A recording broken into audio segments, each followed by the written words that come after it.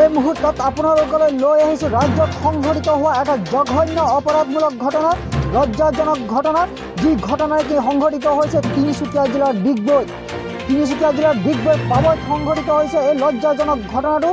নিজ জ্যেষ্ঠ ভাতৃৰ কামনাৰ বলি হ'ব লগা হৈছে এগৰাকী কিশোৰী। নিজ ভাতৃয়ে কিশোৰীগৰাকীক যৌন নিৰ্যাতন চলায় বুলি নাবালিকাগৰাকীয়ে ইতিমধ্যে অভিযোগ উত্থাপন কৰিছে। অভিযোগ কৰা মতে প্ৰায় ১.৫ মাহ ধৰি কিশোৰীগৰাকীক শাৰীৰিকভাৱে মানসিকভাৱে নিৰ্যাতন চলাই আছিল নিজৰ জ্যেষ্ঠ ভাতৃয়ে। লগতে যৌন নিৰ্যাতনৰো চেষ্টা চলাইছিল লম্পট ভাতৃয়ে।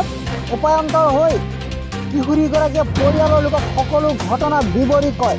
পৰিয়ালৰ লোকে গাঁৱৰ ৰাইজৰ সহযোগত লম্পট ভাতৃক উত্তম মধ্যমভাৱে ডিগবৈ আৰক্ষীক গতাই দিয়ে।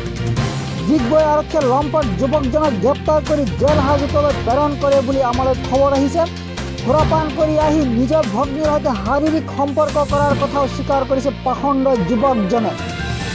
জিলা প্ৰতিবেদক তিনিচুকীয়া।